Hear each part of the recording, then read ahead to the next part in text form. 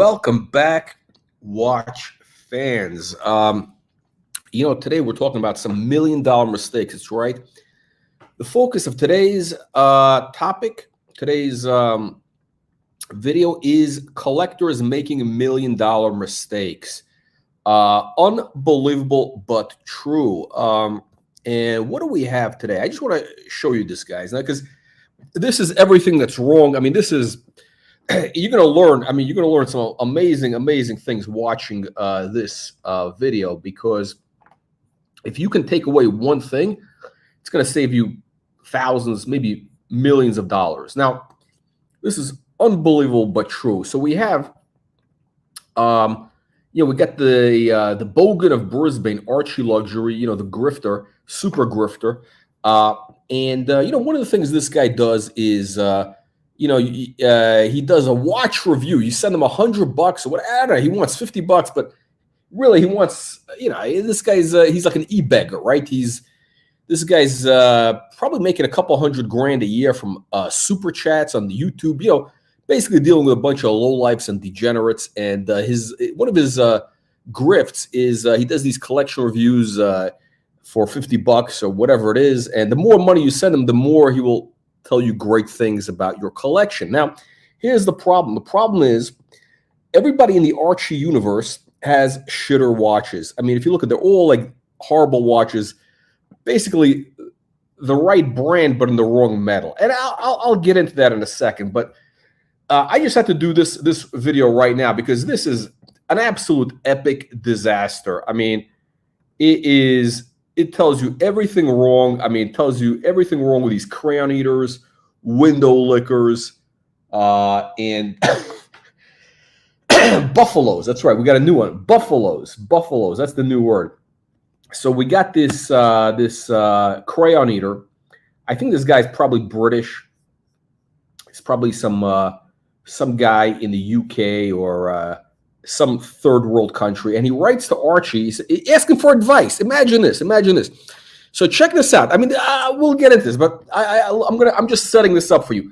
You see on the screen. I mean, you can see on the screen a bit of a preview of what this guy has. This is like, basically it's like $1 million right there, and he's turning to Archie. He's turning to this Bukiak to ask him for advice. I mean, okay, but I'm just kind of giving you a little preview. Watch this. Boxes. Beautiful. Archie, hope this is paid review 24QB2. Anonymous watch collection review. Let's watch this Bukiak over here. Had it on the side. Hang on a second. We have I think we got a panelist. Well, I really enjoy your channel and videos. Hang on, I think we got a panelist. I think we have a panelist. Who's this? Hello? Yes. Hello. Can you hear me? I can hear you. Who's this? Who are you? It's watch collector. Watch collector. Okay, watch collector. Hang on a second. Watch collector. You got video? What are you going to show us? What are you going to show us here? Watch collector. You going to video, or what are we going to see here? You got your camera on. Whichever. I do collect watches, and just hop on the stream. Yeah, actually, first time, right? So okay, great. So anyway, look, we'll always have first time people. Okay, so let's watch this. Let's get into this. This is fascinating. I'm gonna tell you some interesting insights here. Please keep my name anonymous, albeit you have it from the PayPal. I'd love to get your review of my collection and also get your opinion on what 2 watches I should add. Okay, so this guy is turning to Archie.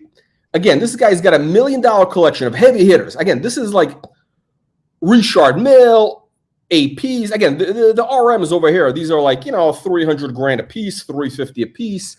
The Royal Oaks are, $100,000 a piece. And this guy is turning to Archie. I mean, it's like, might as well go to Archie and say, Archie, I'm looking for a private jet. Can you give me advice? I don't know. Should I get a G600 or an Embraer? Maybe should I get what is it? I don't know. Whatever. I mean, like a Boeing, a BBJ. I mean, this is the same thing. I mean, you're turning to a guy, and basically, it's like saying, "Hey, Archie, you know what?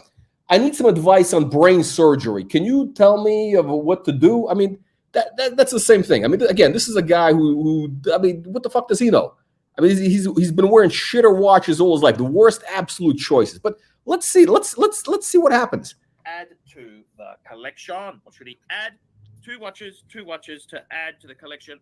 I'll provide some details on my collection and background to give you perspective. Attached as a PayPal receipts. I've sent you $100 after I finish writing. $100. I mean, we got a guy who sends this Bukiak $100. Imagine this, unbelievable. Yeah, it might be quite. By the way, we do free watch reviews on this channel. That's right. This channel is a legitimate channel. We don't need to charge people $100 or even $50 to do a watch review. Again, if somebody sends us a quality watches, we're going to do a review for free. Actually, we got a review coming up this week. We got 2 reviews coming up. I asked multiple Hold questions. on a second. Money. Second. Do you want to review some of my watches? What? Hey? We're doing a watch review. Yes, hang on a second. Stand by, my friend. You got to keep the momentum going here. $100, thank you. You got to stick with the program. Top left, RM67-02, Italy. This is my most recent. What a beautiful, beautiful, beautiful piece here. What do you think of this, guys? Oh my God, look at this. It's a Richard Mille. Fuck me dead. This is expensive. This is my most recent acquisition. I'm a big Formula One fan and Ferrari teams. Fuck, has he got a Ferrari? Fuck me dead. Was lucky to get this piece at retail. This one is a great daily. Go anywhere, do anything watch. That is mind-bogglingly light. Okay, whatever. Look, it's going to go on forever. Anyway, this guy's so this guy he's got 2 watches right here. One of them, again, he mentioned it's a 6702. Now again, Archie doesn't know anything. The guy's he's barely can keep pace with Tudor and Omega. He buys absolutely the wrong Patek. I mean, this guy claims to be a Patek expert. He's never had a perpetual calendar, never had a 3940. I mean, he always buys. I mean, the guy had 5 Calatravas at one time. I mean, who does that? Five modern Calatravas. I mean, Archie has made absolutely every mistake in the watch collecting book. And again, by the way, I'm not an expert on a Richard Mille. I mean, I know a little bit. I know the basics, but this guy doesn't even bother to do any research. Again, so he's got here 2 watches, right? Let's get into the psychology. He's got the 6702, which is the one with this red strap, whatever. And then he's got the chronograph, the 6501. So the one on the left is like 300 grand. The chrono is probably 350. Again, the prices could be plus minus 50 grand because this is a very, very volatile. What's interesting is he got him at retail. This is what he talks. He got him at retail from Richard Mille, the boutique, right? He paid list price. And then he talks about the problems with AP. But let's get into this for a second. I mean, what do you say to someone who has one of these? Jesus Christ. It is, I think it's an incredible watch, isn't it? What do you think? Do you think it's, I mean, fuck. Yeah. He's got nothing to say. I mean, this fucking guy, he's got horns grown out of his head. Nothing to say. Great. Watch. Fuck. Next piece we've got is a RM65-01 rose gold carbon. Rose gold and carbon. Yes, sir. This was my first RM. I know RM is highly controversial, but by the way, that's pretty good for first RM. Shit. I really enjoy the brand, and the tie-in is that it has with sports. Yes, this is a big tie-in with Formula One. So this is interesting because look, RM appeals to a certain demographic, right? It appeals to either guys who are like low-life degenerate trash, low-life Bitcoin bros, or let's say ultra high net worth. You really need to really have one of these watches. You should be worth at least 20 million, 25 million plus liquid. I mean, you should not be buying one of these watches unless you're liquid for 25 million, in my opinion. Again, for $300,000 watch, because again, especially with RM, because RM, it's almost a fashion watch. It's it's not a blue chip watch. This is not like a Patek, one of these Patek perpetual calendars, 70s. It's not that. This is highly speculative. I'll get into it, but basically, this is highly speculative, right? It's like buying crypto, okay? And you shouldn't be touching this unless This should not represent more than 1% of your liquid net worth. That's what this is. I acquired this for a big milestone in my life. Previously, I liked RM as a brand, and it's been the AD relationship that has clinched for me as opposed to others. This watch also represents the start of my relationship, but Patek Rolex AP, I haven't had much success in navigating the AD relationships. This is amazing. So this is the irony. So this guy can easily buy, you know, a $300,000 watch from Richard Mille, right? Walk in the door, no problem. But AP and Patek, you know, they give him a hard time. They give him the bullshit story. I mean, it's just ironic, right? Especially AP. I mean, Audemars Piguet is absolute garbage. It's that Francois guy, the former CEO. He ruined the company. I mean, listen, the fish rots from the head, okay? And they got a bunch of assholes. They got a bunch of scumbags, thieves working in their boutiques, dummies. And they're ruining the brand. They're ruining the customer experience. Yeah, it's very bad. It's very bad. But imagine this. I mean, imagine this. You got a guy here who's, you know, is, again, $1 million plus collection. And, you know, he's getting turned off by AP. Okay? So, by the way, if anybody from AP, you're watching this, that's what's going on. Either wanted to extort me too much. Extort. That's right. They want to extort you. AP. Either they want something, they want to get their back door greased. Patek, they want to get their back door greased, or whatever, right? I mean, absolute scumbags. The piece. I really wanted, or just simply wouldn't offer anything remotely palatable. RM just organically became one of my better. Well, fuck me dead. They are for rich. They are for rich people. They're not for poor people. Two RMs. Fuck. Bottom, he's got a 15510 BC. Ice blue dial, limited 100 with. Okay, okay. So Archie can't even keep up here. Imagine this: you got this type of collection, and you're turning to this Bouquiac over here, ArchieLuxury, for advice. I mean, this guy wants to know from Archie, what's the next watch you should buy? I mean, what a knucklehead. So let's talk about RM. Actually, let's talk about RM for a second, because it's actually, you know, quite interesting. Again, there's really two types of collectors. There's the kind of the brokester. There's like the guy who's puts, you know, he wants to be flashy, and you know, he might have made like $1 million in crypto or something, and he puts 250 or 300 grand into an RM because, you know, he wants to show off, and basically he can't afford the watch, right? Again, if you're not liquid for at least 25 million plus, you should not be buying one of these watches, right? You really shouldn't be, right? Because it's embarrassing, right? So look, it's 300 grand plus. And here's the thing. I'm going to talk about the choices this guy made, right? So look, when it comes to RM, what you want to look for is, you know, what are the collectors going to value in a couple of years' time, right? So RM, what they're known for really is innovation, right? So innovation, which means, you know, these kind of, let's say, exotic materials. You know, carbon is not as exotic as it used to be, but look, you know, carbon is impressive. You know, I'm not going to even go into all their, you know, what do you call it? I'm not going to get into the technicals of the movement and all that stuff. Listen, that's beyond my pay grade. I'm not an expert on movements. They are actually very innovative, from what I understand from people who know a lot more than me. They are actually highly innovative in their movements. They do some incredible stuff. Is it worth 300 grand? No, it's probably worth, you know, I don't know.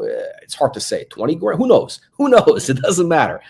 It doesn't matter. So you got the red, white, and green. So colors, I guess the colors of the Italian colors. This guy might be Italian. I don't know if he's English or Italian. It could be, or maybe, I don't know. But the guy actually, if you watch the video, he's like 30, right? So this is a young guy. So this guy must have made a ton of money. I don't know, doing what? I think he's in finance, doing what? I don't know.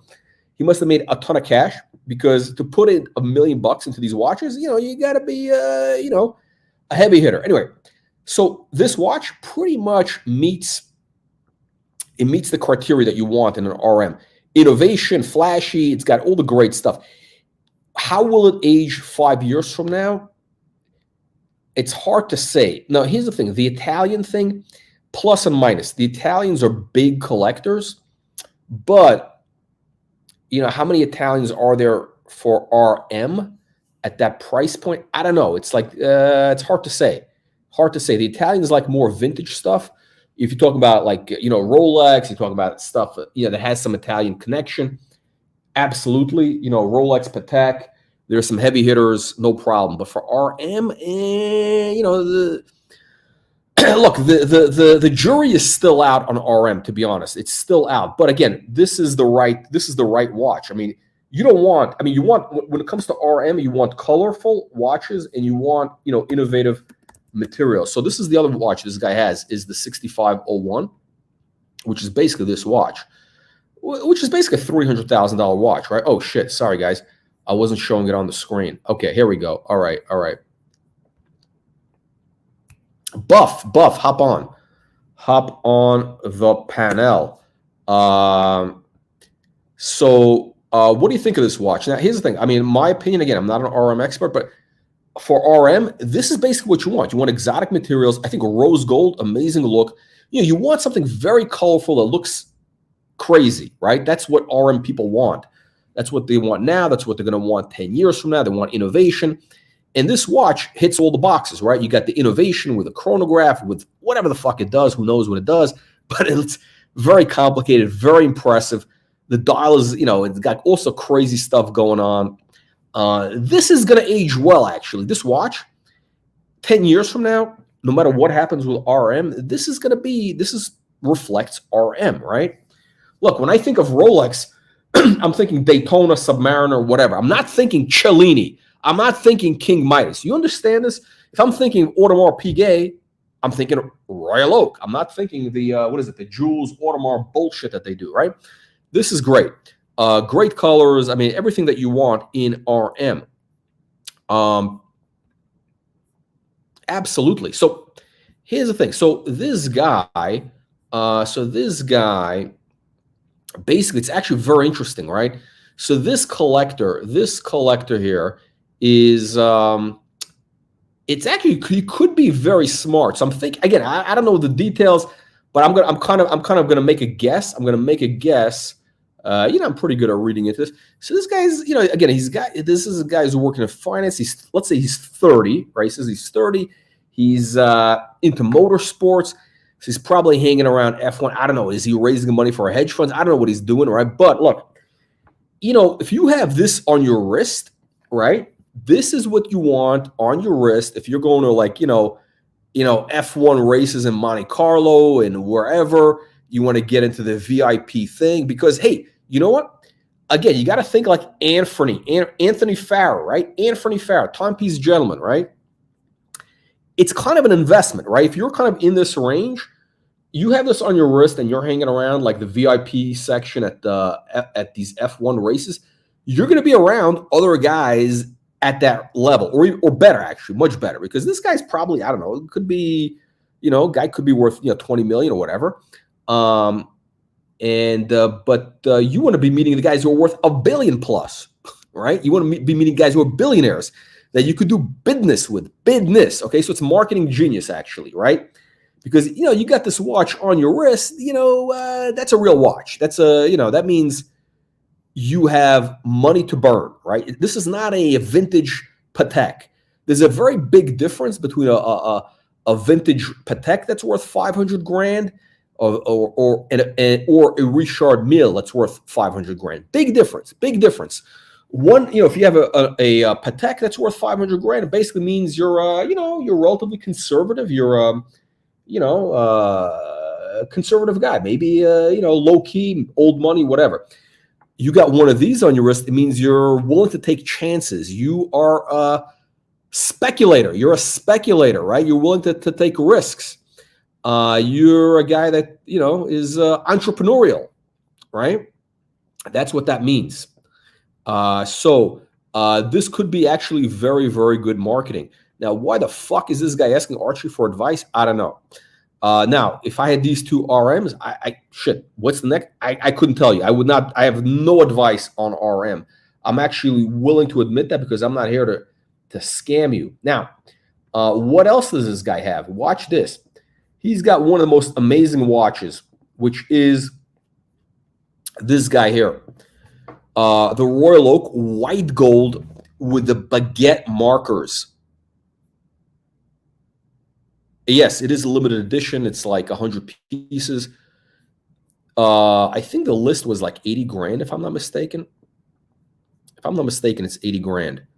The problem is, what is the size? I think it's more than 41 millimeter. Yeah, no, it is 41 millimeter, which is, it's big. It's a big watch. Huge watch. Huge watch.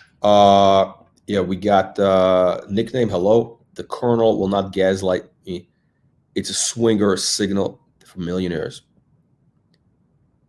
Yeah, not million. Honestly, Buff, I think, look, to have a legitimate RM, you got to be worth, you got to be in that, let's call it 25 million plus liquid net worth, what banks would call ultra high net worth. It might be 30 million. I think they moved it to 30 million ultra high net worth. Okay, let me see. One of our panelists, we got WC90. Let's see what. Hello.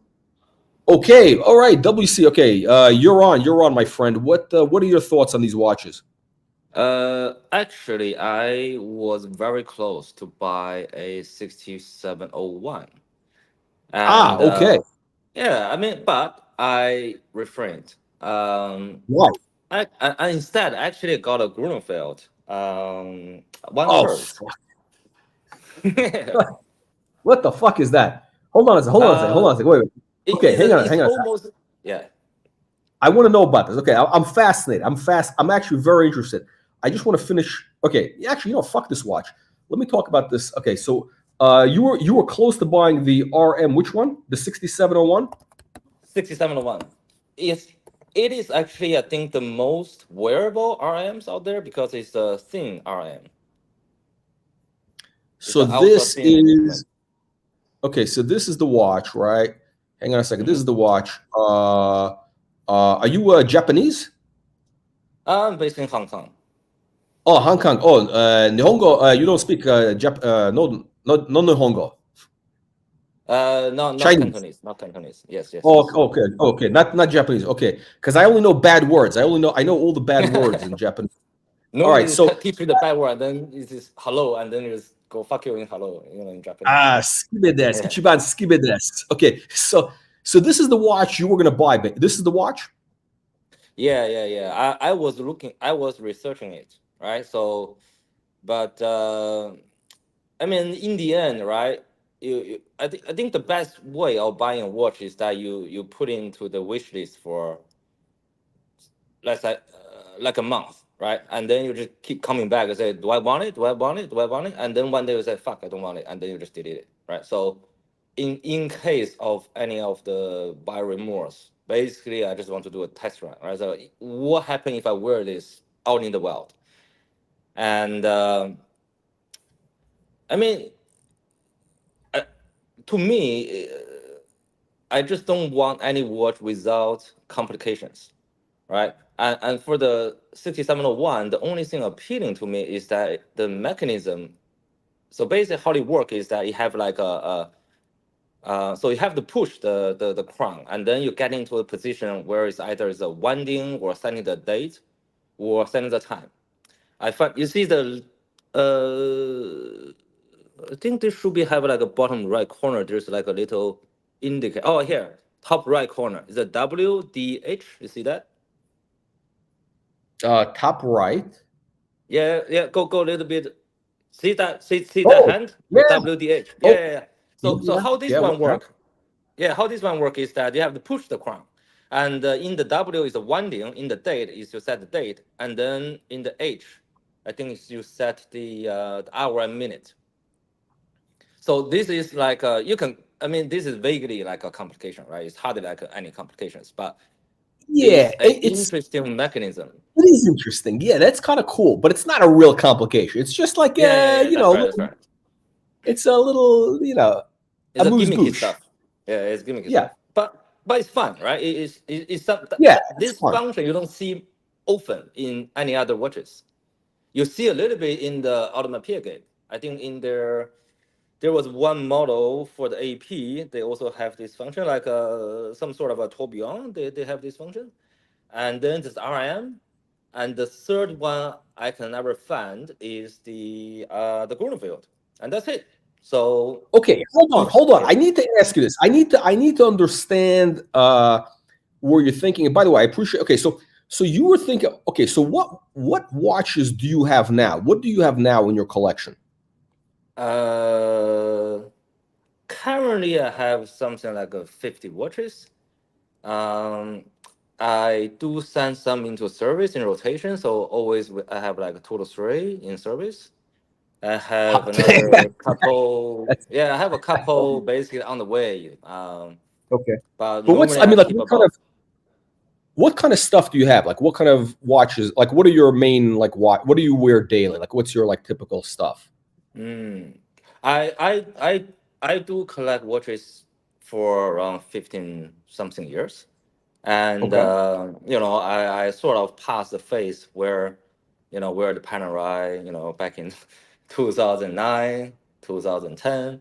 I think I cleared my watch at some one point, and then the collection I have now is basically a rebuild. So Okay. I So yeah. So yeah. what I'm are you wearing today? Yeah. Which watches do you have now? What are you wearing? I just freaking wake up, right? I didn't wear any watches, but I do like to take rotations. Yeah. Yeah. So it really depends on the situation. Either I'm just doing nothing, or I'm going to work, or going for a ride. So yeah. I mean, I just pick a random watch basically. But which? Okay. I'm just trying to understand like what kind of because like I need to understand like the psychology involved. Like because you don't just go from Panerai to RM. That's a big leap, right? Like you have like what Yeah. do you have in your collection? You have Patek, you have Rolex. Like what's your like what Um, do you have? Yeah. I think everything you can imagine I have, right? The brand. But I sold my Patek, I sold my war timer, and I'm getting a 5004. So I got that picked up around in September. So I don't have any Patek at the moment, but I Oh do shit! have Wait. Hold on a second. Are you the guy that sent me that picture? No, are you the guy? yeah, Oh, I'm the guy. you're. Hold on. Hold on. I just want to make sure. What's your email? Is it what's your? I just want to make sure I'm talking to the same guy. Don't say my email. No, I'm not gonna say. But Yeah. like, just give me the first letter. Give me the first letter. Is R? No, I don't think. Wait, I think no. Somebody else Yeah, maybe. no. Oh, okay. I sent you the photo where I have the box of the watch missing the Patek. Oh, okay. Hold on a second. Yeah. Wait. So I emailed you. Hold on a second. Wait a minute. So I emailed you and I asked you, can you come on? When can you come on? I never heard back from you. That's right. Oh I shit. just Okay. wake So up. You sent me like in the midnight. It's 7. What time is it here in Hong Kong? It's 7. 7:30. Yeah, it's early. 30 a.m. Yeah. 7:30 a.m. Shit, you should be waking up at 5 a.m. What are you doing waking up 7:30? That's you should be working already at 7:30. In Hong Kong, they're hustling. No, come on. Yeah. Okay, so you sent me some like very impressive watches, all right? I wanted you to show them live because it's a really. I actually want to do a whole review with the collection. You got some crazy watches, right? I only have less than an hour because I got an appointment in an hour. So no, we'll keep it quick. We'll keep it quick. I mean, we can do this in several times. Yeah, we can do this several times. Yeah, we can have you. Yeah, we can have you if you want to show the watches later. Okay, so I'll show you. We can show the watches later. But I saw your stuff. So your collection is actually like, it's really interesting because it's like it's all not the usual stuff. It's all like very specific complications. You got like minute repeaters, like with perpetuals, which stuff you don't expect. Like it's like off the beaten path. It's not the usual bullshit, Rolex Submariner. Right. It's not. It's you're a serious guy who understands like serious horology. You're not a guy who's looking to buy a watch so you can. You don't really care about the resale value. I don't think you do. Like you don't care about. Oh my God, is it? Yeah, not really. I try to collect things that people never seen before, and I try to collect things that are, let's say, interesting. the only thing I'm into is interesting watches. Yeah. So And I saw your. Okay. By the way, you know what? Hang on a second. Do you have time? Do you have time to show? Can you show the box on video? Can you show some of your watches on video? No, the box is too big. You don't have. So Okay, we'll do it later. We'll do it later. We'll do it a different time. Okay, but guys, if you're watching this guy has some serious fucking watches. I mean, this is like one of the best collections we've seen. And you know what I appreciate about it is that you're willing to take a chance and buy stuff like a really off the beaten path. Like, what's that crazy Japanese world time?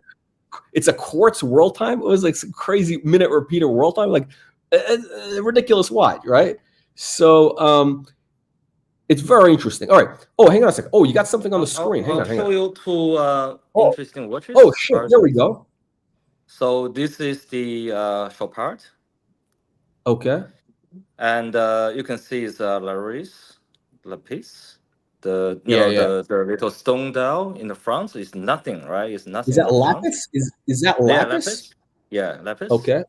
White gold? At the back, white gold. Oh, wow. Is that lapis in the back? No, yes, it is. Let me see. And Bring it up close. You press this button. Yeah. Does it move? No. Okay, I need to wind it more. I can't. The camera, I'm sorry, the camera is not. Is there like an animation? Because like camera's not. Yeah. Hang on. It looks like some sort of erotic. Is that some sort of erotic thing? I can't see, but it looks. Yeah, that's an erotic watch.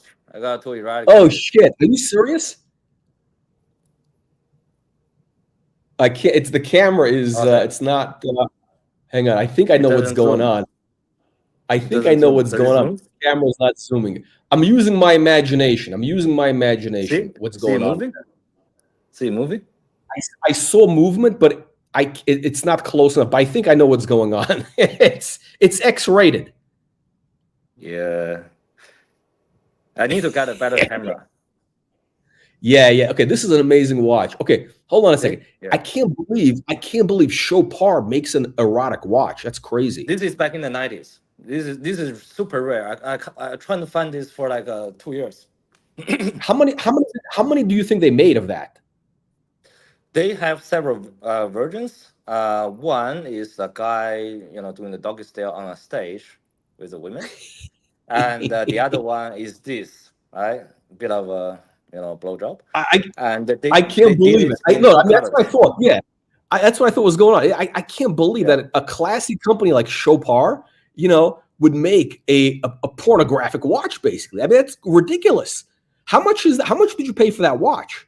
How much was that, if I may ask? I think this one, is something like 45,000 US, something like that.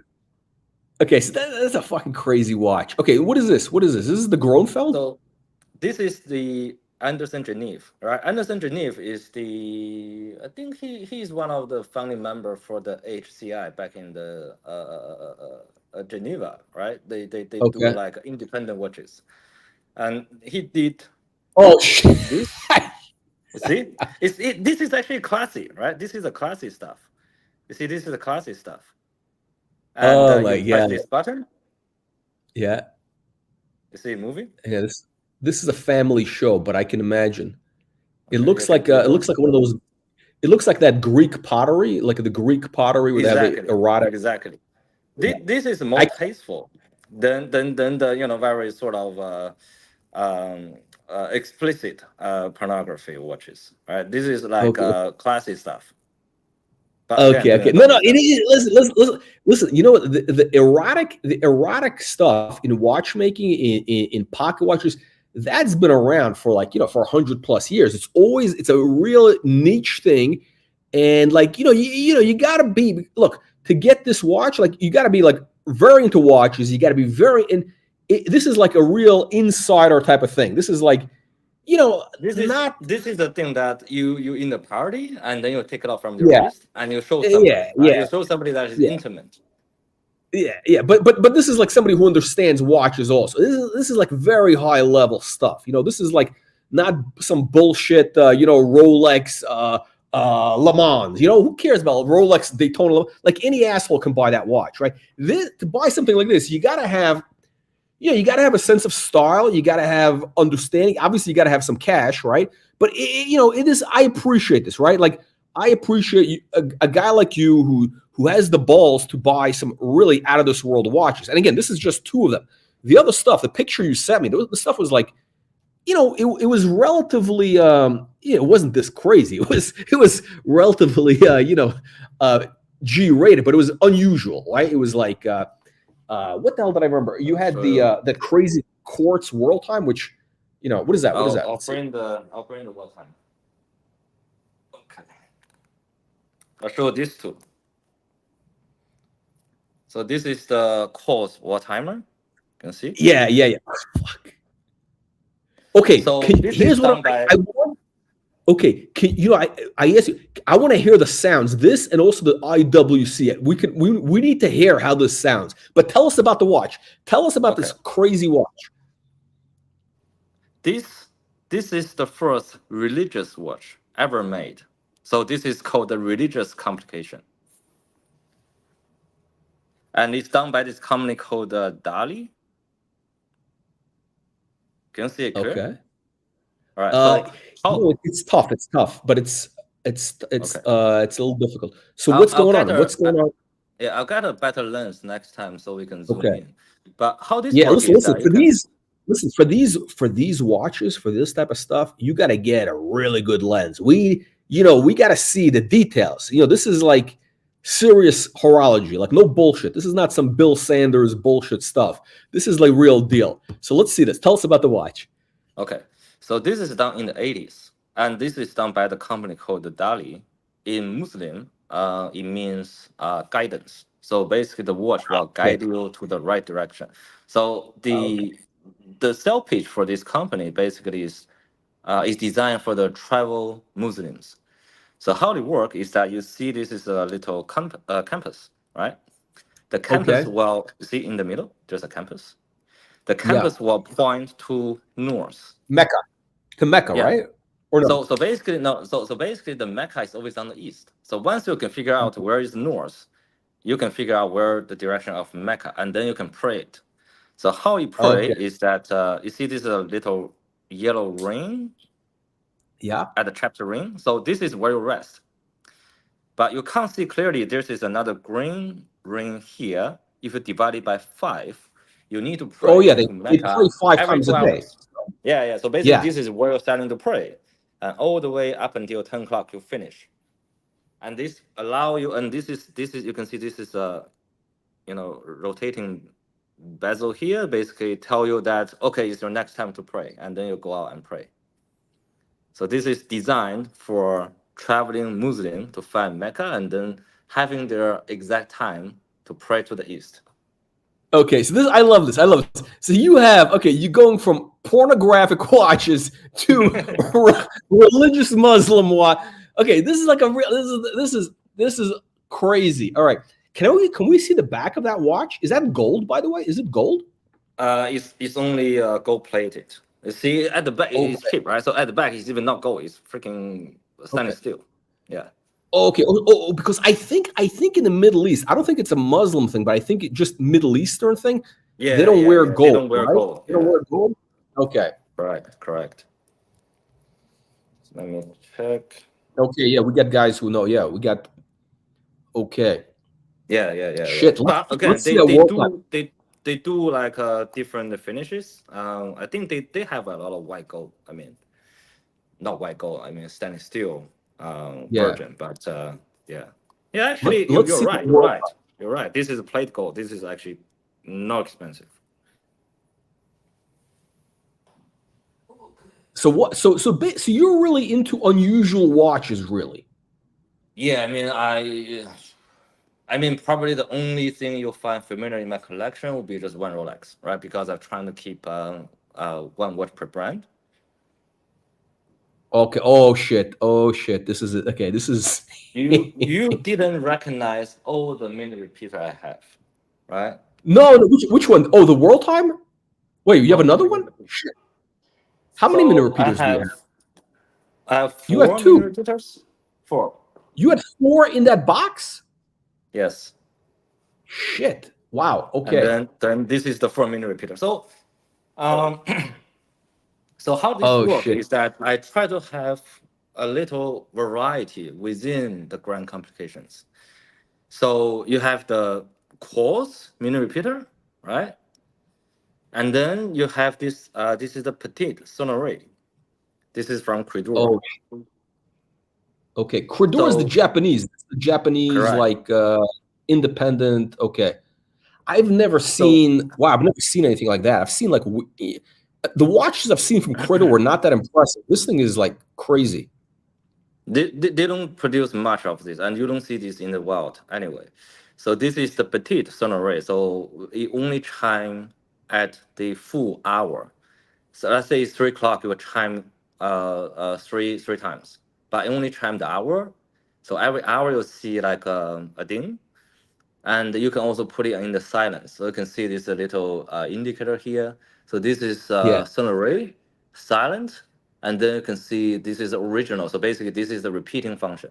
Oh, sorry, this is repeating function, silent, sonore. So it will chime by itself. So you only chime once. This is a one chime repeater. Can we hear? Can we see the back? Can you show the back of that? Sure. Credor. Okay. The back is actually a solid, right? Okay. So Can we hear it? Can you make it ring? I'll make you I'll make a comparison in 4 watches later. Okay. Yeah. This is unbelievable. This is unbelievable. I don't think there's ever been a guy. By the way, what do I call you? We gotta give you a name. You gotta make up a name. What do we call you? You can call me Bruce Lee. Bruce Lee. I'm gonna call you Bruce Lee. Okay. Okay, so I don't think there's ever been anybody. I don't think there's ever been anybody on YouTube who's shown 4-minute repeaters. I don't think there's been anybody on YouTube. So you're the first, probably. So you're making we have history. We have the 1 chime gong. This is the 2 chime gong. Right. This is the quarterly repeater. This is the Coron anniversary to celebrate, I think, the 40 years of the Animal Cup. And I saw this. I saw this in your box. I saw this in your box. I'm thinking, shit, what is this? Quorum? Like, why would this guy have quorum? Like, because you had some exotic stuff. Quorum. Okay, but tell us the story, because obviously I know nothing. So you explain this. Okay, so they celebrate the 40 years anniversary of the Admiral Cup, the watch, and they done a special run of this special model called Anniversary.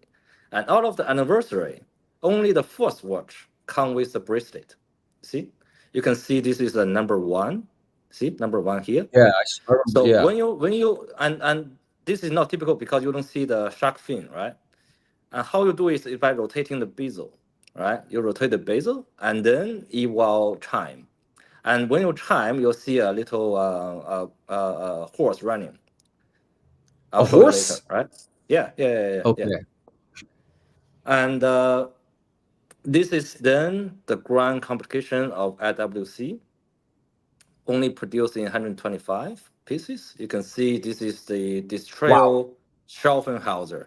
So this is also in a yellow gold bracelet, super rare because whatever you see on the wild on a laser strap. They don't do.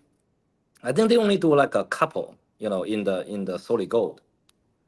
Right. So this is this is a repeater that will chime the hour, the quarter hour, and then the minute. And this is the thing, right? Back in the 90s, right? You have the tourbillon, you have the perpetual calendar, you have the mini repeater, you have the retropon chronograph. Yeah. So, and not only that, this is 4 complication in 1. This also have what they call the integrated perpetual calendar. So how it works is that you move 1 day on the crown, and everything will adjust. So you have like a different perpetual. When you're setting the time, it's going to take for ages because you have different holes you have to press. You have to press the little hole at the side. Yeah. For the months, for the days, for the moon phase. These are the moon phase. The moon phase, everything will adjust. Hold on, I gotta ask you a question. So this is the movement designed by the guy. What's his name? I forgot the guy. But if you advance it too much, right? I think this one, if you advance it too much, you can't. You have to send it to the company. You have to send it to them to fix it. No, they have to reset it. If you advance it, I have freaking 50 watches. I'll just wait for 50 days and then I'll wear it again, right? right. Simple. Okay, so hold on a second. Okay, so we need to hear the sound. That's the most important thing. We got to hear the sound because that is the whole point of this. I need to wind. So see, if you wind it clockwise, this is the sonnerie function. Is that manual? Is that a manual? Yeah, everything mini repeater is pretty much manual. This is gonna take a while. And then you wind it anti-clockwise for the watches, and you have to wind it past this little dot in order for it to work. I mean, this particular petite sonnerie is very delicate. I have to operate with care, otherwise it just broke. Right, so yeah, take your time. You need to be very careful because you cannot chime it beyond 50 minutes, right? So if you do the chiming beyond 50, I think it's broken, right? It's written in the manual. So I have to set the time, not set it to, let's say, 9:50 or 10:50 or 11:50. I have to set it for something like a 45 or something. So we will now change the time. Let's say I'll just change it to 9:30. Hang on, you know what I'm going to do for a second? I want to make it big on the screen. I'm going to see if I can remove my video, maybe so your video shows up bigger because I want people to hear this. Okay, so so keep going. I may have to disappear for a minute. Oh, actually, it's chiming now. This is in the sonnerie function.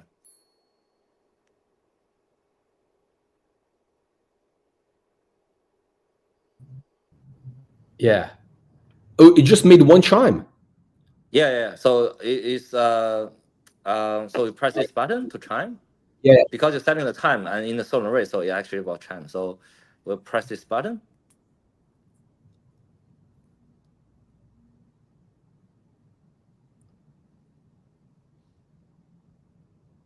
Wow, it's beautiful movement.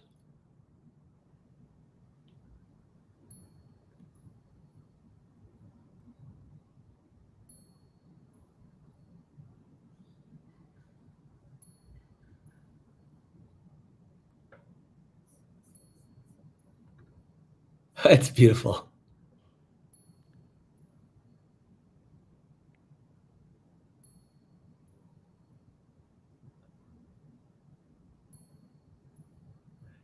There's something moving on the dial also, right? You see, that's the gong. You see, that's the gong here. Okay. It's very hard to see them. Yeah, it's hard to see them. Like, wow. Okay, it's hard.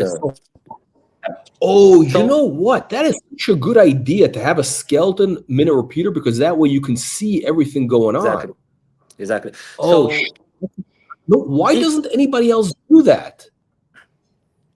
I think it's there are actually, if you're looking at the Gerard Paradox, they do several exposed, skeletonized dial repeater, and also Beauvais did it once. You know, there's a few out there. Oh, okay, but I'm thinking like Patek, AP. Those I'm not, like those guys. Yeah. I'm thinking like, I think that just more discreet, right? So you don't want to be flashy and then you're just hiding everything behind the dial. Nah, this is great. Hold on a second. How much was this watch, if I may ask? This actually is a very good deal. Right? When this came out, it's selling for like 400,000, and then I pick up on the secondary for only 100,000. So yeah. Wow. Okay. That's. I mean, that is. Nobody really knows Creedor. Like it's not well known in the U.S. I mean, we know it's high end Japanese, but it's not that well known in the U.S. That's like unbelievable. So this is particularly different because if you have multiple mini repeaters, right, this one work differently.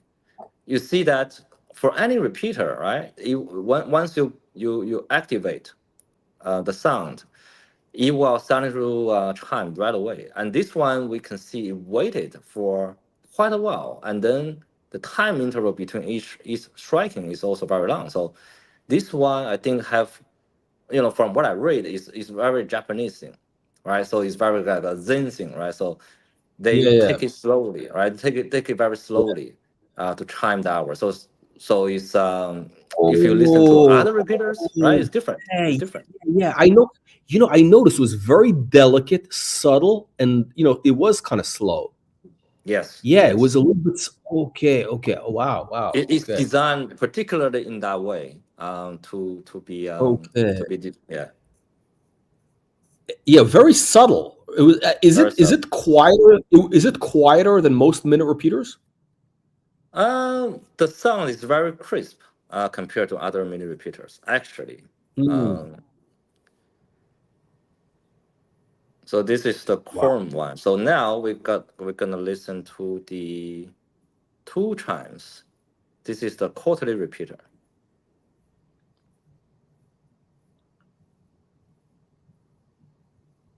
I'll just do 11:45. So how this one activate? So this is done actually by Christopher Claret, right, back in the 90s. So how this one work is that you activate by rotating the bezel. Mm. Oh, oh, oh, shit! What are the horses? Are those horses going or something? Yes, it's a rotating disc of horses.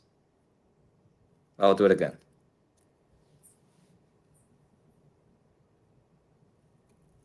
That's crazy.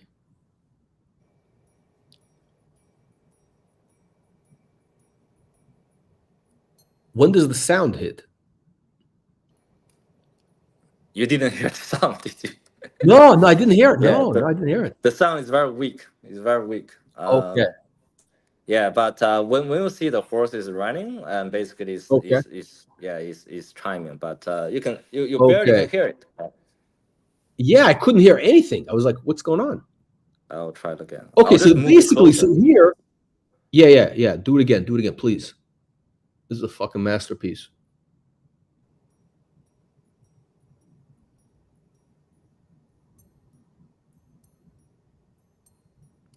Can you hear it? Okay, yeah, it was kind of weak. It wasn't. Very It weak. wasn't Very very. weak. It wasn't. Yeah, it was very dull. It was like a dull, low sound, right? It was like Yeah. dull. Yeah. But So but what's interesting is you have animation here.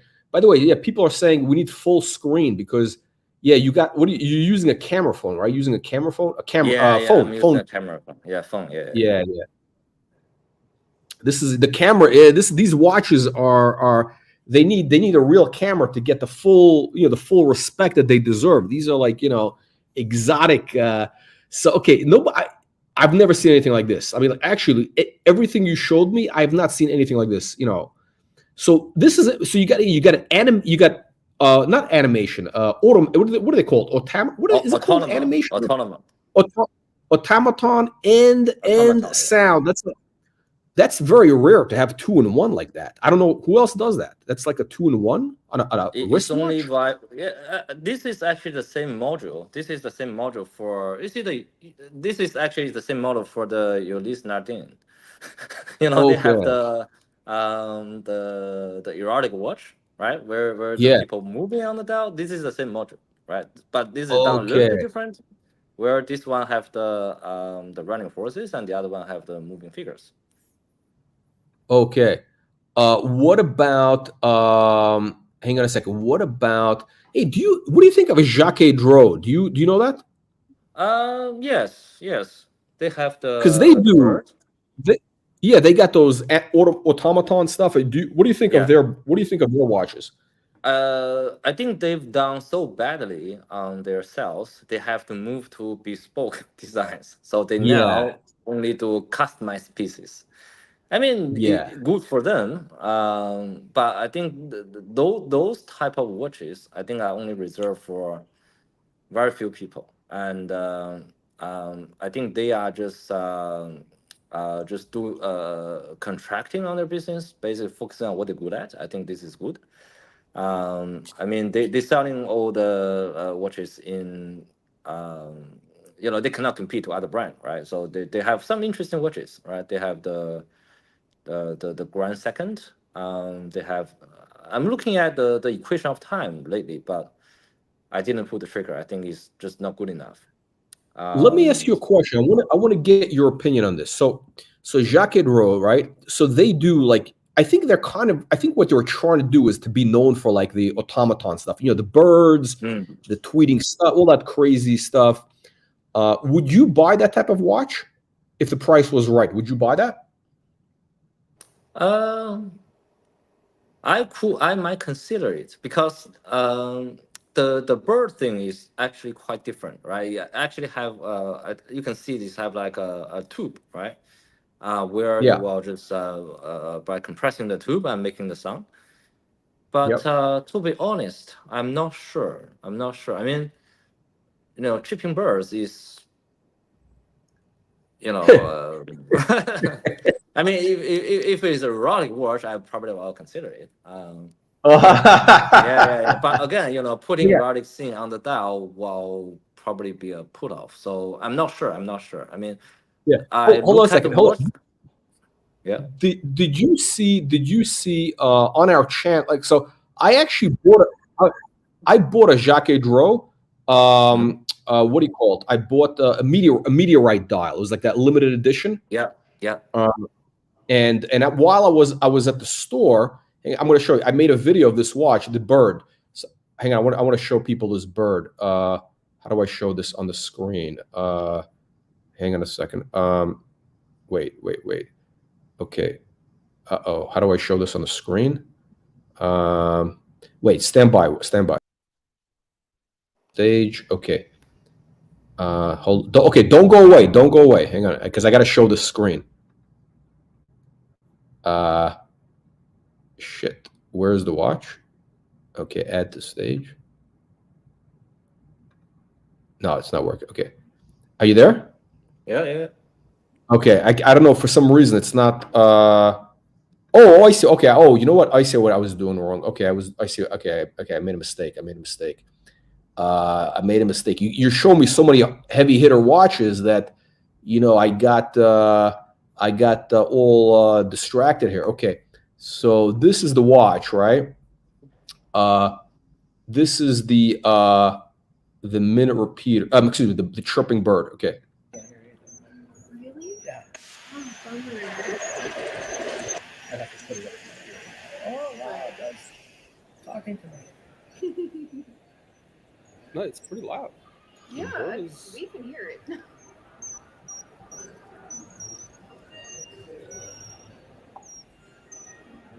It's like a tweeting.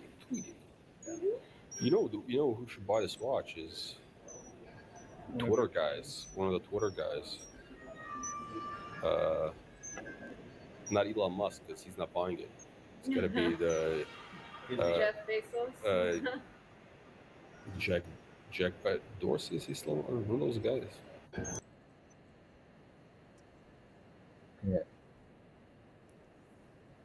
Yeah, I've seen that before.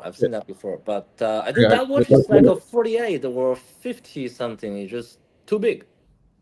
It's a massive watch. Yeah, it's a massive watch, and So what do you think? So you would not buy that watch if it was let's say if it was, because I think the list on that was like $400,000, which is ridiculous.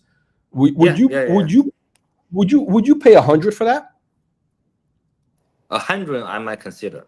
I just for the sake of having something cool, in the collection.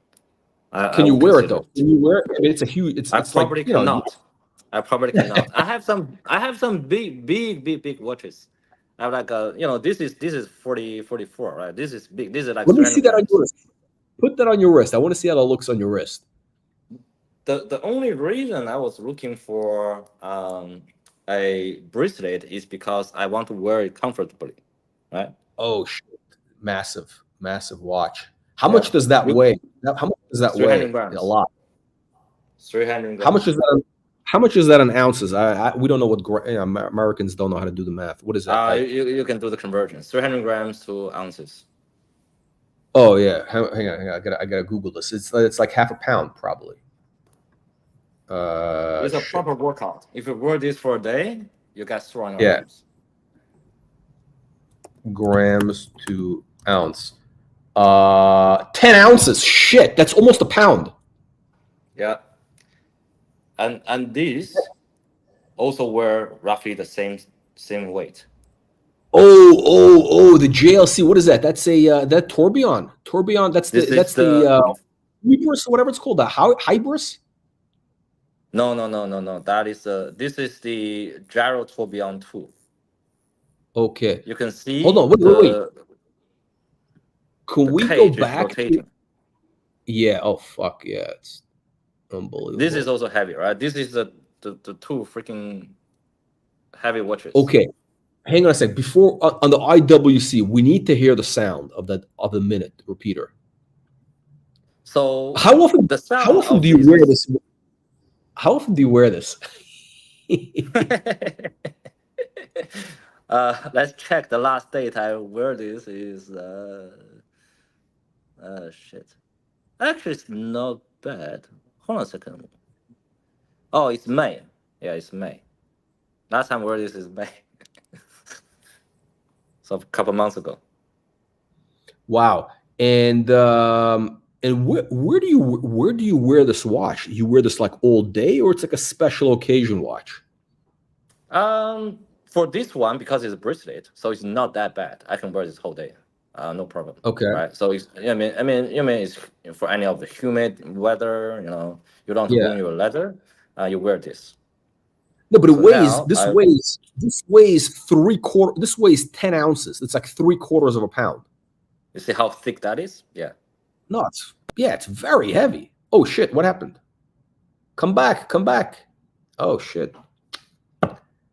All right, all right. Hang on, okay. Hang on. Ah, can't believe it. We get finally we get a good panelist here. All right. Hopefully it'll come back.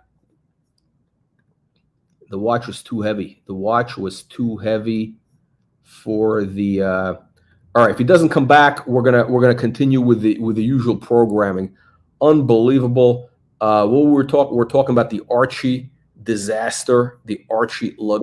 Oh, hang on. Here we go. Okay. Shit. What a guy saves me from having to talk about Archie. Okay, there we go. Thank you for coming back. All right. So the watch was so heavy it killed the internet. Yeah. I thought I got kicked out. Yeah. No, come on, you would never kick out. You know what happened? I watch also the Archie shows, and so much drama. People kicked out each other. The back room, it's peak drama stuff. This is the serious watch channel. This is the we got a separate channel for drama. But okay, so this watch, the back, okay, and we got to hear the sound. But the movement is fucking amazing. So this is like the what do you call it, the butterfly bracelet? What year did they make this watch? What year is this? I think this is to celebrate the birth of 125 years of IWC, and they actually done quite a few of these. But this is the Destroyer Schroffenhauser. So this is 125 pieces, and this is the one with the tourbillon. And you can see other more affordable options out there with similar look, but doesn't have the tourbillon. Those one I think is a limited production, but not limited edition. So they do 150 every year from 1985 all the way to 2005 or something like that. But this. They only produce 125. They start producing, I think, from 1990 all the way to 2002, something like that. I can't remember the date exactly, but took them like a very long time to make 125 of this. Okay, so can we hear the sound? Yeah, sure. But again, because this is a 4 complications in one. So the sound is also a little bit weak. So I will okay. put this. I will put this near the phone Yeah, so that yeah. you can hear it. Okay.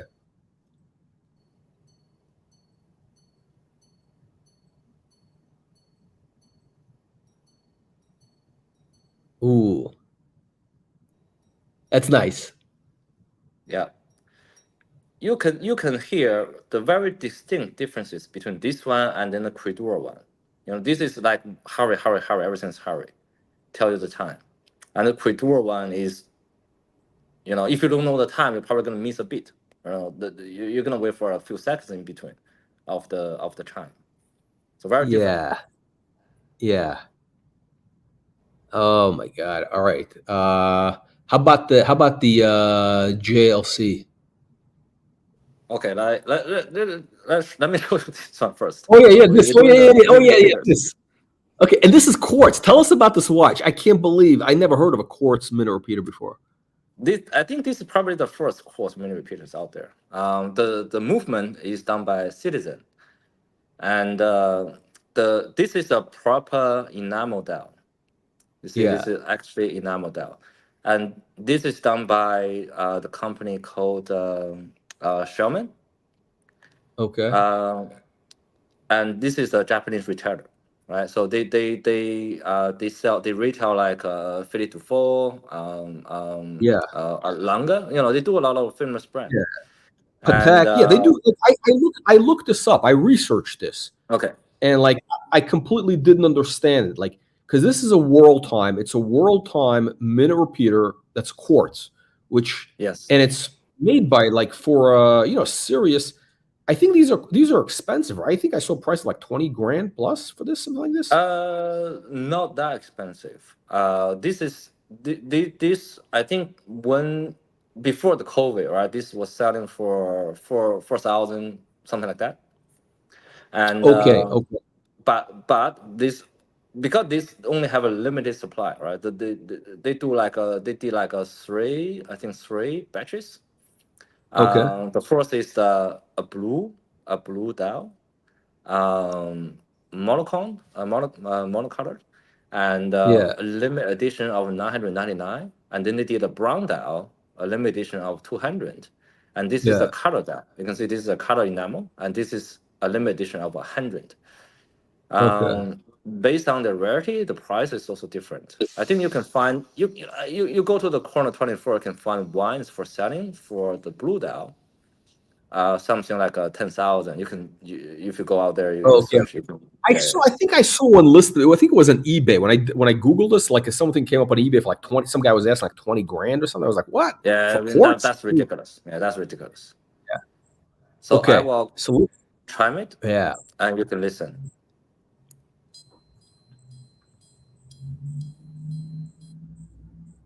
Oh, it's loud. Mm.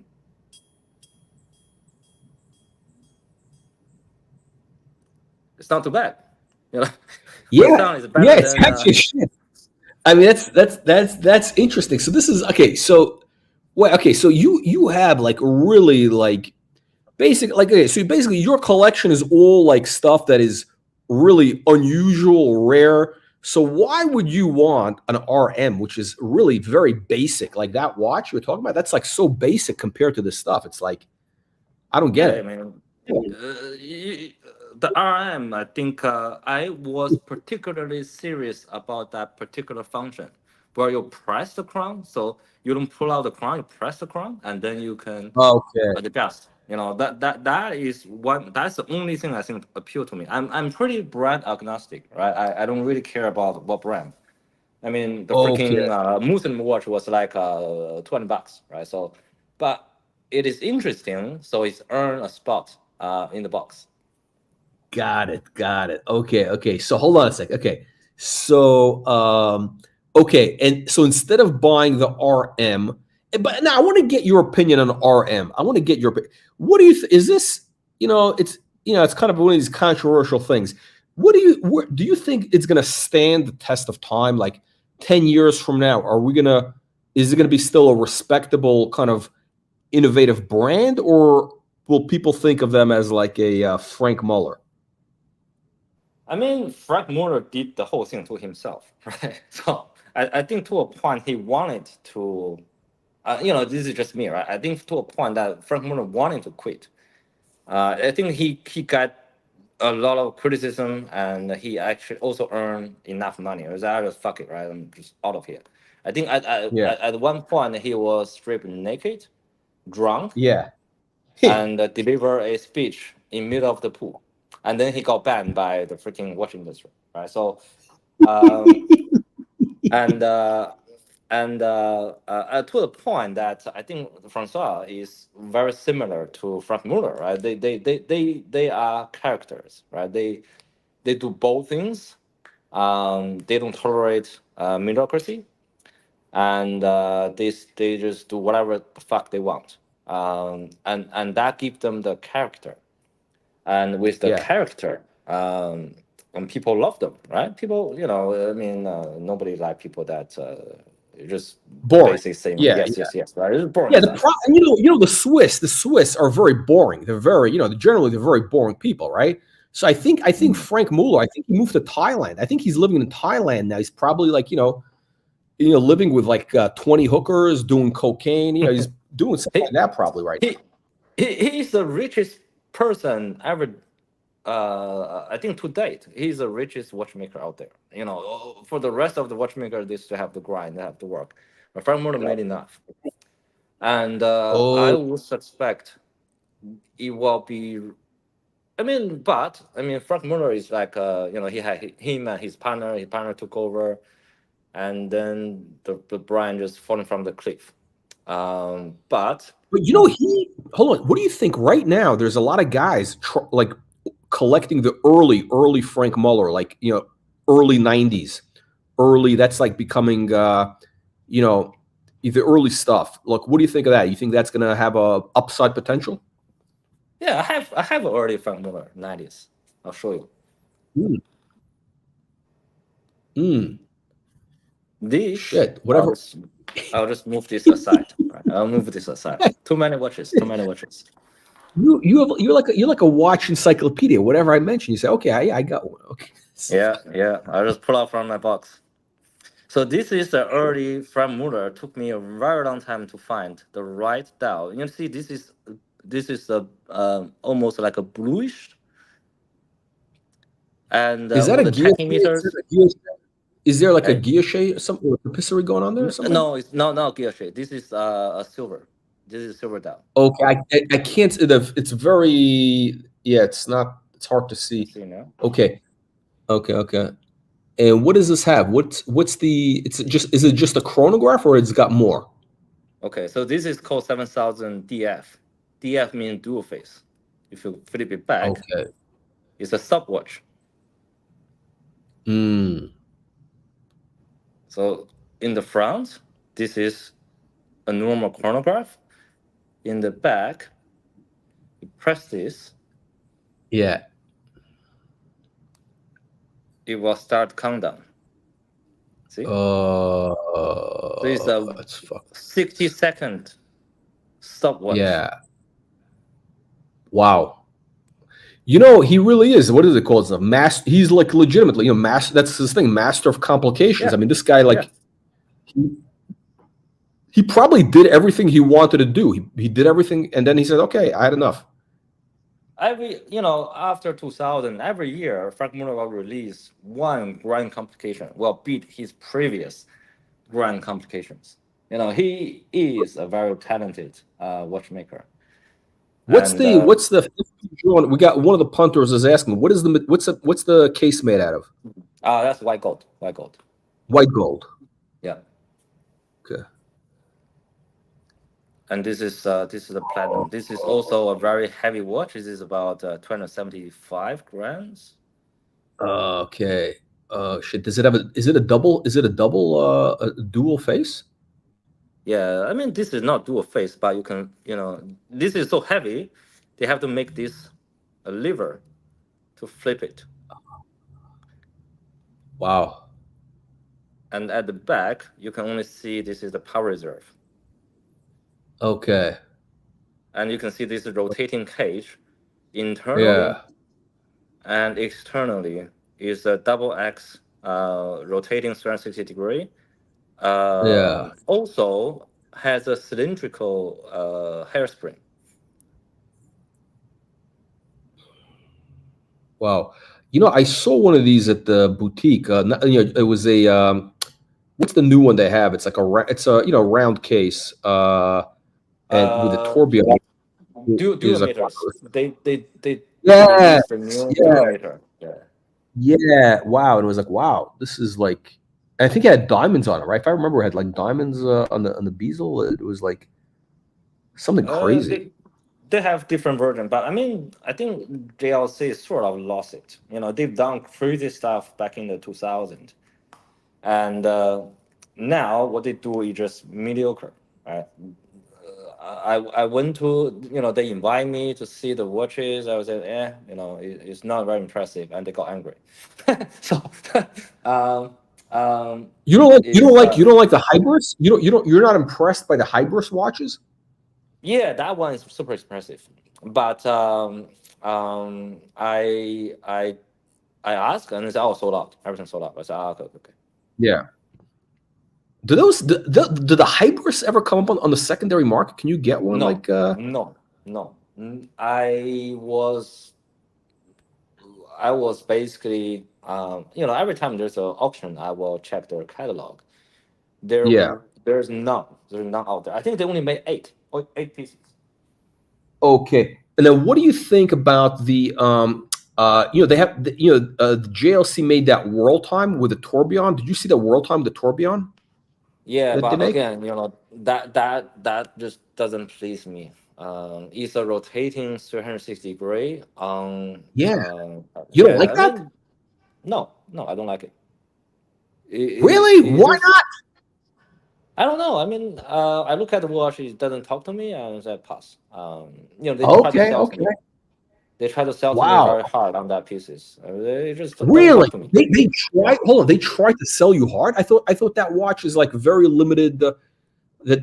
How much did they want for that? Would they give you a discount?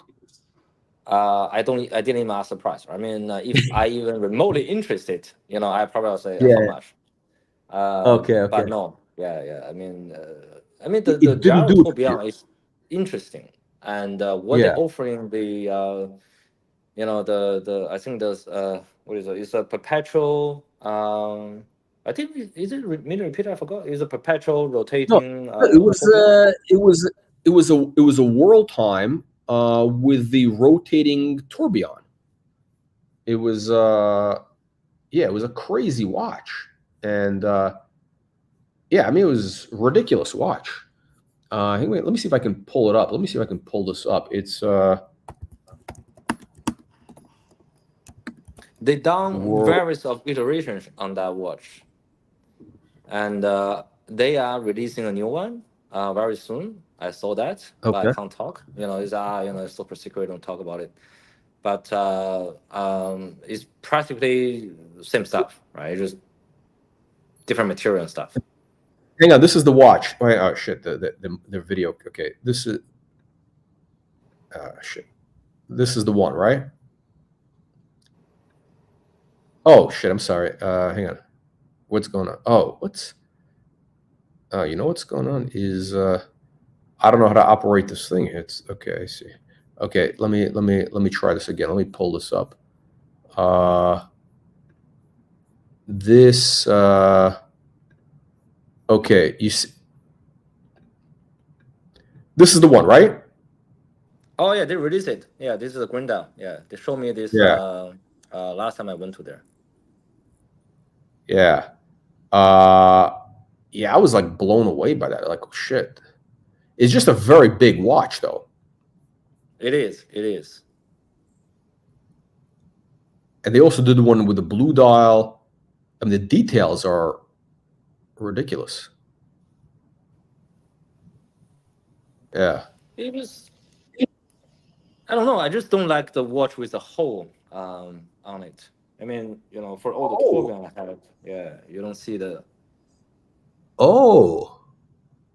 Wow, that's an okay.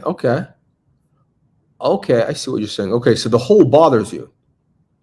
A little bit. I mean, for the gyro tourbillon, it doesn't bother to me because the hole is part of the design, right? The hole is part of the design. But so you have. Ah, shit! I can't see this. You like erotic watches, but you don't like to see a hole on your watch. It's interesting. The hole also changed position, right? That's another thing that. Yeah, it moves. Yeah, it does. Maybe just Okay. So we're back to your watch. Okay. So and how many JLCs? Do you stick with like just one watch per brand? Is that what you're doing? For JLC, it's an exception, right? I have two JLC. I have two Lecoultre. Okay. Oh, crazy. Okay, but that doesn't count. That's like that's like a different. Yeah. That's okay. So you can think it's a necklace, right? I made this in a necklace. Yeah. For whether I don't want to wear watches, I wear this, right? So there's a winding at the back. Wait. Is that a real key? Is that a real key? Yes, it is a real key, but you nobody really gonna use this, right? So you're gonna break the Okay, I mean, is that a key to your house? I mean, does it actually work, this key, or no? This is just somebody's key. No, it doesn't work. You just a key shape. Oh shit, that's crazy. Oh my god. Okay, so you're not into these basic. So Richard. I'm sorry, I interrupted you with the Richard Mille. We got distracted. What's the verdict? What do you think Richard Mille is going to be? Is that going to be still serious or no? I mean, Richard Mille is it is the perfect example of how you can financialize because watch are commodity, right? So Richard Mille is how you commoditize financialize a commodity. Yeah. And I don't believe the price is genuine. I mean, the price, you have the listed price, you have the asking price, but I think that price is artificial, right? So it's created by a artificially controlled supply. And, so it's a bubble. You're saying basically it's a bubble. It's not. It's not a bit of a bubble. But okay. The issue with bubble is if you make the bubble last long enough, it will materialize. I mean, this is the typical case of you fake it until you make it, right? So I think if they fake it long enough, they'll make it, and the perception becomes reality. Yeah. So people were starting to question, right? So why the fuck this one costs $300,000? If the price stay at $300,000 for let's say 1, 5, 7, 8 years, people are separate. So, okay, this is worth $300,000 because the people for people in trading, right? They're looking at historical prices. Yeah, exactly. And it's good. What's called value for money, right? Because the price is stable, this and that. And over time, people will appreciate. This is typical case of a modern art, right? People say, "What the fuck is this?" Right? Yes. And then over time, people appreciate. People can find maybe something they like, although it's a piece of shit. They can still find, like how I find, this is the one I get instead of the 6701. So what is that? That's the Groenfeld. Yeah, this is a Groenfeld. You see, this is a jumping. This is like a quartz watch, right? This is like a quartz watch. Okay. See? So you see, you press this. This one going to. Then you have the hacking second, right? Yeah. And then you can adjust the time. Okay. And then you press it again. You're now into windings. Okay. I can't get into this. This is like, to me, it's like one of these independent things. I mean, I understand it's very serious, but like, it doesn't like, it's not it's so, it's like, what is it? It's like this Rechepi, whatever he calls himself, or, it's like, Archee. I need to, I need to see like, something either bling or something, I need something understandable, I mean, again, right? Once you've seen everything, you sort of I get it. the simple Yeah. things, right? So the interesting It's things. very advanced. Yeah, yeah. How much is that? Let's. Can we see the back? Show us the back of the Gronfeld. Oh, look at this. We got a Dutch guy. Say Dutch. I'm Dutch, so Gronfeld are Grail watches for me. Okay, wow. You can see the powertrain from the mainspring all the way to here, where the the balance wheel is. I can't see. Does it use like a chain or something?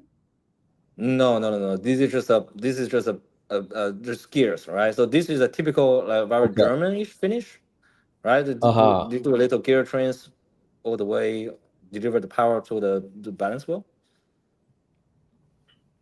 And what is it made out of? Is that steel or gold? Just stainless steel. This is stainless steel. Yeah. Okay, wow. How much is that watch? Shit, I forgot. Let me think.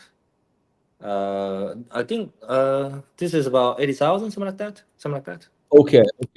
What do you think of Greubel Force? Greubel Force is, I don't have it, right, for one, and I find it very difficult. I mean, I was looking at double balance here, and then I sort of it's not that super impressive, and also it's too big. It's just too big. Yeah, but you don't care. You have big watches. Yeah, but you have big watches. You don't care. You're gonna wear once every few months.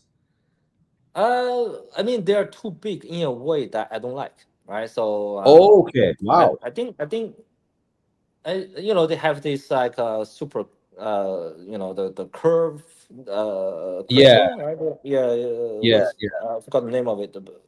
So they have that, and they have this the early GMT have a bit of the earth sticking out from that's a kind of it's interesting. Yes, I was super into the GMT, right? I was I'm gonna get it, Yeah, of course. But I'm surprised you don't have it. Over time, it's grown a little bit old to me. I mean, this is the thing that you have one watch, you want to buy it for a very long time. Over time, yeah. After a while, like it just lose. Yeah. I'm now looking at the Greubel. Sorry, not Greubel. The Greubel Force. I'm actually going back to the simple stuff, right? So I think there's a signature one. I'm looking at. So actually, I would never consider the signature one. Let's say a few years ago. But now, the taste sort of go back and say, okay, maybe the simple stuff is better, right? Not the convoluted dial, the double tourbillon, the quadruple tourbillon, the 30-degree tourbillon. They have so many different type of tourbillons for one, or their GMT model. I mean, they actually make it smaller. This is a signature one. Yeah, this is like a simple. Go back to the simple dial. Yeah, I think this is more. Yeah, I mean, this looks almost like your Gronfeld. I mean, it's the same type of idea. Yeah. I don't understand why.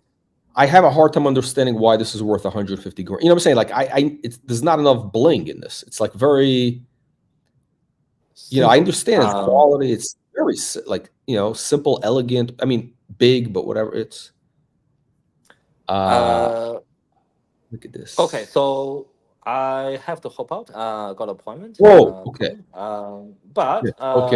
So don't send me email in the middle of the midnight. I can't answer. Just give me like 24 hours ahead. Okay. So we gotta have you back on. We gotta have you back on. Okay, we'll talk more about RMs and all that stuff. Okay. All right, sure. Bruce Lee, thank you for joining. We'll see you again. No worries. All right, I'll see you next time. Okay. All right. This is wow. All right. We get like heavy hitter panelists. Let's go back to the main program, which is $1 million mistakes. This is what happens. This is what happens when you take advice from ArchieLuxury. So again, we got this guy. Now we just had like this guy we had on the panel. That is a real collector. This guy is a legitimate collector. Again, he's not buying, resale value. I got to have a Submariner. I got to have a Submariner and an Explorer. No, this guy's buying like exotic stuff, crazy stuff. You know, one of you know, nothing, not more than one per brand. Unusual stuff, and you know, obviously he doesn't care about the resale. Like, he may, half of the watches he has probably will lose money for sure. Half the watches will probably lose money. Half will make money. Hopefully, you know, maybe he'll break even. I think if he's lucky, he's going to break even, because there's a lot of that stuff is super like exotic. Like, you know, that's like you can only sell it at auction. So, but back to the program. So we got this punter who writes into Archie. And again, this is a guy, he's like, it's like a guy asking Archie. So this guy's got like $1 million collection. He's asking ArchieLuxury for advice. It's almost like, again, asking Archie, what kind of private jet should I get? Should it be, you know, a Boeing, that should be the BBJ, or a G650, a Embraer? You know, I mean, what the fuck does this guy know? Unbelievable. Hang on a second. Let me just show you something. But this guy, I got distracted. We had, you know, Bruce Leon, who is the mega collector. And I just wanted to bring up this. Let me show you this watch he's got here. This guy here. I got to tell you something. After this guy, after Bruce Lee, everything is kind of downhill. I mean, seriously, how do you top that? It's very difficult. It does. You can't. I mean, you really can't. That guy has real watches. But, you know, okay, so that guy would never buy this. This is like too obvious. This is too obvious. Hang on a second. Okay, so this is the watch. This is the watch. This is one of his watches, the AP. That's this guy. This is the guy that's asking Archie for advice. And I think this is one of the best Royal Oaks out there. If you can pull this off, 41 millimeters, okay? Ice blue dial. The blue dial is absolutely, it's incredible, right? The ice blue. And you notice the date window, it's also that light baby blue color. And you got the baguette diamond markers. Big, big, beautiful, big baguette, you know, diamonds, hour markers, white gold. This is like the ultimate Royal Oak. I mean, you know, if they made this like 39 millimeters, I would pull the trigger. I'm almost tempted here, but anyway, it's an addition of 100. This is it. I everything from here for AP is really, I don't know how they can top that, but he's got one of these watches, right? So again, let's look at this case.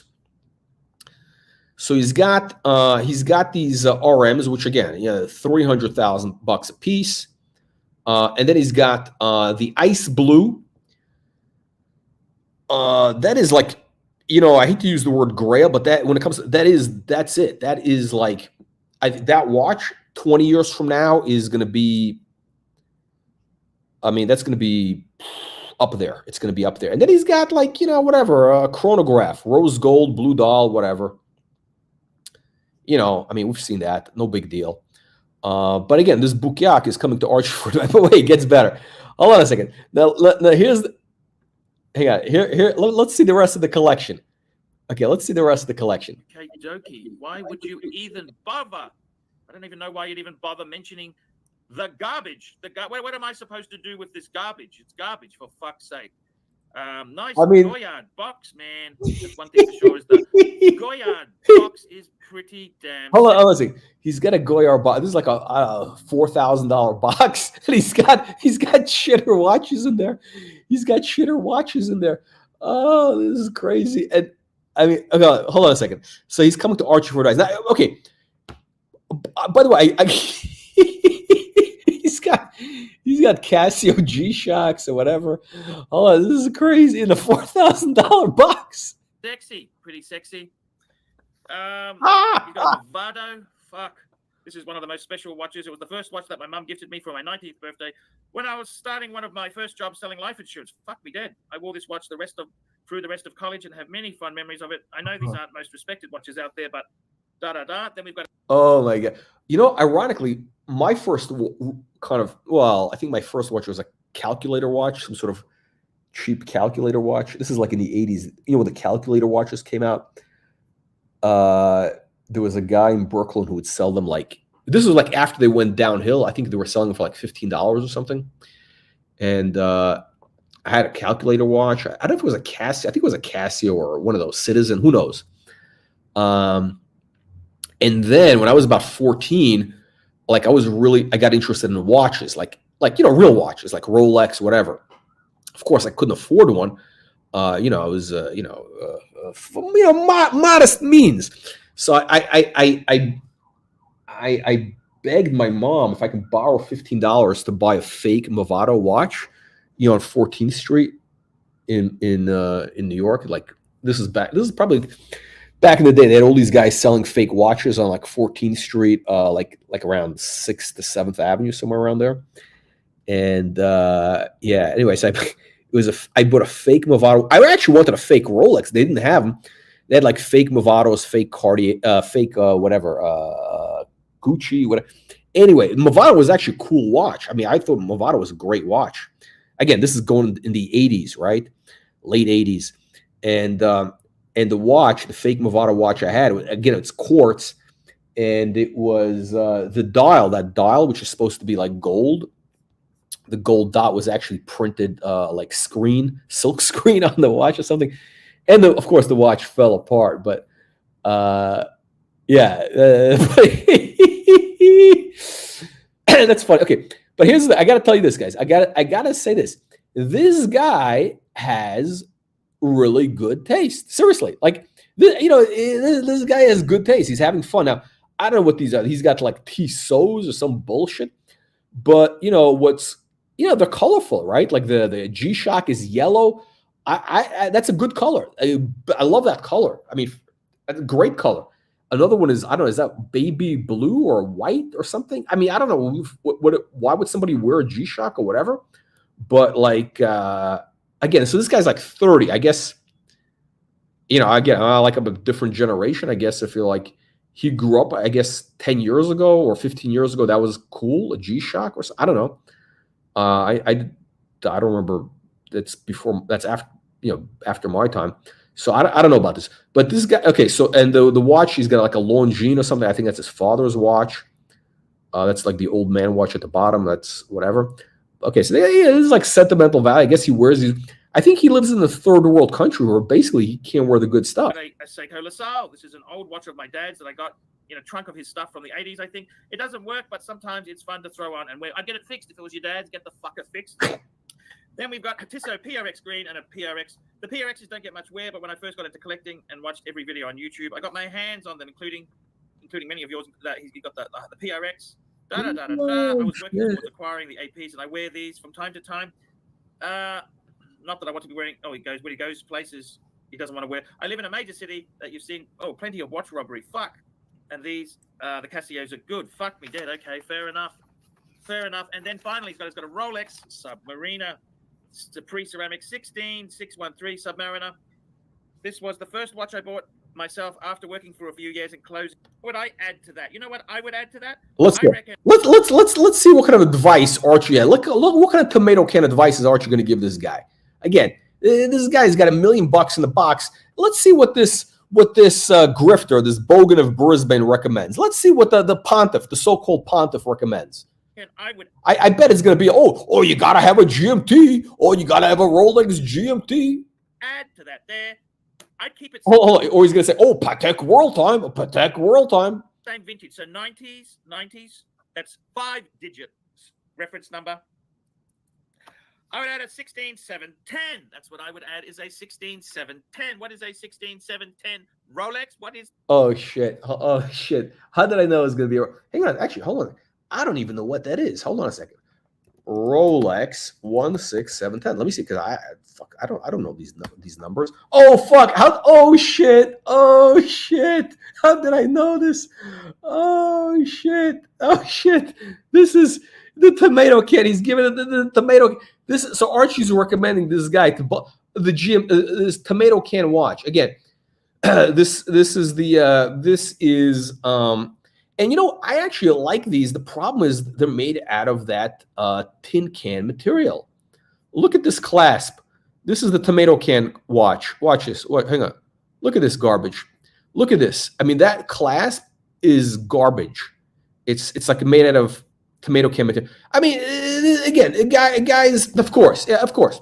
I mean, it's like, again, hey, Archie, I've been, it's like, there's a guy who does these YouTube videos, the guy who sells private jets, Steve, the jet business. That guy's an unbelievable salesman. But, it's almost like a guy comes to Archie, right? Imagine one of these guys. Listen, it's like Archie gives advice. It's like Archie has comments on my car, right? It's like, the Bentley, right? Now, Archie has never had a Bentley in his life, right? He doesn't know anything. I mean, the guy's driving fucking Hyundais and BMW shit or 3 Series. By the way, BMW is absolute garbage cars, total trash. The people who drive BMW are absolute scum garbage, and all their engines leak. The engines leak oil. If it's not leaking, if a BMW is not leaking, it means there's no oil in it. It means there's no coolant. Okay, if it's not leaking coolant and oil, it means there's no fluids in the car. And he's telling me a Bentley. I mean, I'm fucking driving a flying spur Bentley, minty, vintage 2006, which, by the way, is a fucking model car, 12-cylinder, okay? 12-cylinder Bentley, which sounds amazing. Unbelievable car. And he's the maintenance. Oh my God. Yeah, the maintenance. Yeah, I do an oil change. It cost me $600. $600. I do an oil change every 6,000 miles. And I do, what else do I do? Yeah, every maybe once a year, I got to change something. Cost me $1,000 or whatever, right? Okay. And the car cost me 33 grand, I think. 33 grand. Okay. So I was paying for that. I financed it. Then I paid it off. But it was costing like $600 a month to finance it, right? Because it's a $30,000 car, right? Now, what would you rather have? Would you rather drive a Bentley? Would you rather drive a Bentley sedan, which can go 200 miles an hour, okay? I can do, my speedometer has 200 on it, okay? That car can do 200 miles an hour. How fast have I driven it? Yeah, like, I don't know, 130s or whatever. Well, I don't know, something like that. I mean, I don't want to go further because, hey, there's, roads or whatever. Like, you got to make sure everything is tuned up, whatever. But, yeah, the car can go 200 miles an hour. And it costs, I don't know, $1,000 a year, maintenance maybe. Yeah, I do have to change the tires every 10,000 miles. The tires are, a little pricey, $2 grand probably these days. The tires are expensive. The prices of rubber went up. But yeah, what would you rather have? Would you rather have a Bentley for $600 a month, or would you rather have a shitter BMW like Archie, a 3 Series piece of shit with nasty, vicious vinyl seating for that same price? Okay, I mean, why would anybody take advice from this tomato can? I mean, this is what he's recommending. I mean, this guy, listen, it's a public, he's a danger to the public. Really, the guy, Archie, is a danger to the public. I'm doing this video. It's a public service for the public to people know not to take advice from this piece of shit, degenerate. Is that indeed? That is that. Who knows nothing about watches. A GMT. GMT. Or a Pepsi. That's what. Yeah, that's what he needs. That's what this guy needs. He's got a fucking $1 million of watch. Yeah. Okay. I would add in steel. Then you've got, listen to me. Then you got two. I like two RMs, 2 APs, 2 Rolex, and then I would add 2 Pateks. Now I got to be. Okay, he's gonna tell you about a world time. Okay, watch this. Totally honest with you, what Pateks would I add there? I would say, you know what? Let's go. We can do Patek. I love. By the way, this guy's not a Patek guy. Okay, Patek. He's not a Patek guy, obviously. Patek. I always loved Patek. I would go for a Patek. What Patek would I do? I think the 5164. That's what I would do. A Patek 50.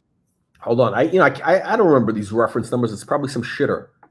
Patek 5164. Which one is that? Hang on. 5164. Let's look this up. Oh fuck, FMD. Of course. Again, this guy really is a danger. Archie is a danger to the public. He's recommending this guy to buy a fucking Aquanaut. Fucking garbage. Another piece of shit watch, overrated watch, which is going to be worth. I mean, again, Archie, there should be some sort of a licensing requirements, regulatory requirements for people to give watch advice. Because Archie's basically, he's giving advice which is going to make a guy lose money. I mean, again, he's going to take a guy from having a AAA collection to a shitter collection. 164A-001. That's the rubberized Aquanaut travel time. And what else would I add? You know what else I would add? I would add a 5130. They're a big size, 5130. Hang on, what is the 50? Okay, well, I don't know these fucking numbers. 5130. Which one is that? 5130. Oh, shit! The world, of course, the world time. Yeah, this is what this guy needs. He needs a fucking world time. I mean, Archie. I mean, this guy really should be. I mean, this guy. It's somebody should put him out of his misery. Somebody should put this guy out. I mean, again, bad advice. Archie is always giving people the wrong advice. Have you noticed that everybody who sticks around Archie, the Archieverse, they end up with shitter watches? They all end up with shitter watches. I'd probably go for the G, or you could go for any metal you wanted, okay? Yeah, the G, the G, the white gold. No, fuck no. If you're going to go with for a world time, you got to have yellow gold or rose gold, because that's what it looks best with. Yeah. He's got the white gold with a machete chip on it. Yeah, okay.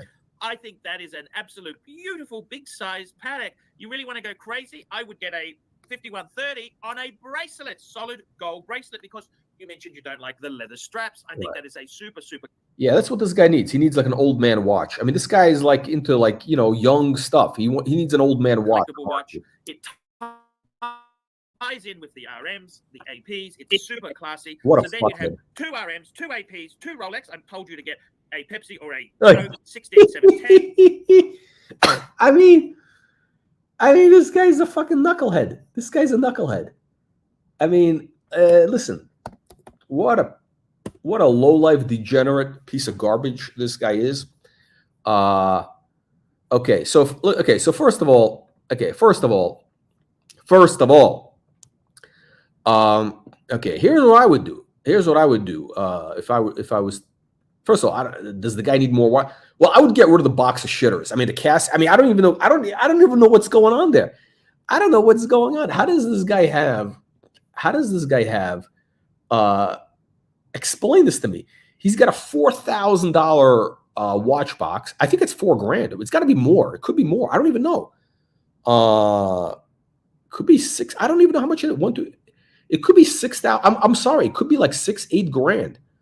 Goyard watch, it could be very expensive. I have a Goyard cigar case. It was $1,000. So I'm assuming this.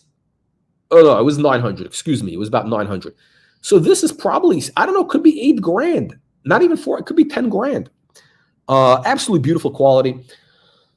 So first of all, I mean, I don't know. I don't know what I don't even know what to say about this over here shit. Like maybe it's got some. I don't even know. But this is a guy. Okay, see, Archie doesn't understand his customer. Archie does not understand the customer.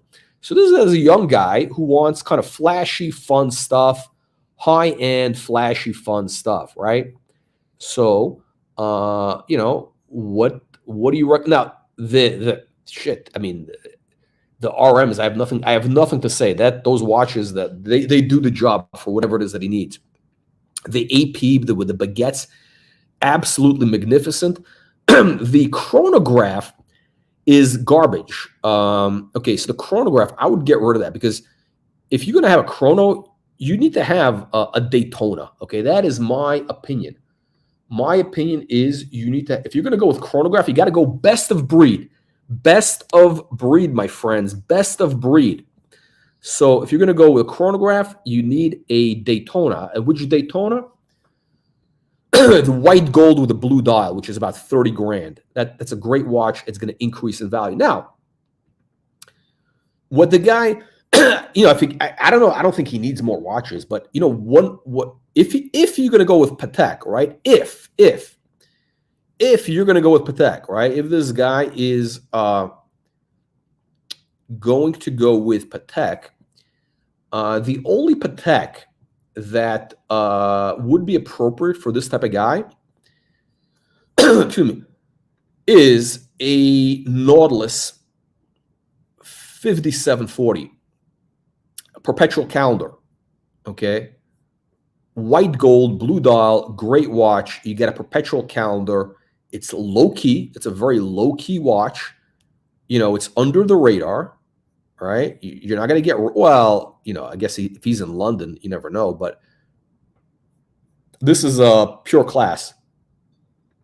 Again, look, obviously this guy, you know, this guy wants to make an impression, right? So if you're going to go with Patek, you know, he doesn't want, he's not going to wear something on a strap, right? You got to go with a bracelet. The only real bracelet Patek is the Nautilus. And, you know, for modern Nautilus, the only modern Nautilus worth buying is the 5740 perpetual calendar.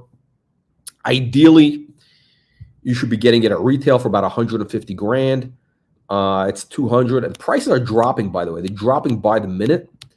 It's probably going to be at about 160. It's going to be at 160 list price very soon. Okay, what else would I recommend? I would go, so I would get rid of the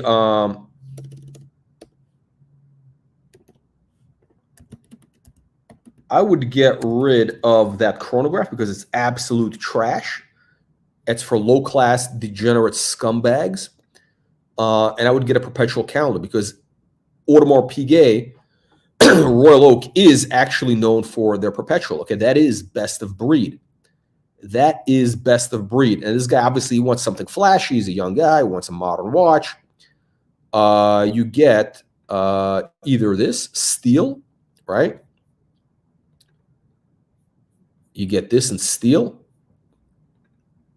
Yeah, exactly. Yeah, I mean, fucking Archie's a moron. Archie's a fucking moron. He's a fucking moron. He's a danger to the public, okay? He really is.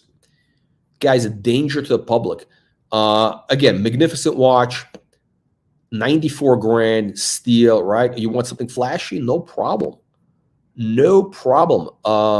They have, if you can wear a bigger watch, hang on a second, look at this. They do them in white gold, rose gold. I would not go with a calendar. I would not go with a strap. I would go with, what's going on here? What's going on? So steel one is going to be about 100 grand. Okay. Gold is going to be more. It's going to be in the 120s for vintage. Here's a beautiful watch. There you go. Wait, I'm sorry. Wait, this is a baby one? Is this a baby one? I think this is a small one. I know they made like one weird size. This might be the weird small size. I know that they did one small weird size. I'm not sure if that's the one. Hang on a second. Yeah, look. Royal Oak. I don't think money is an issue for this guy. All right? I don't think he's in a budget.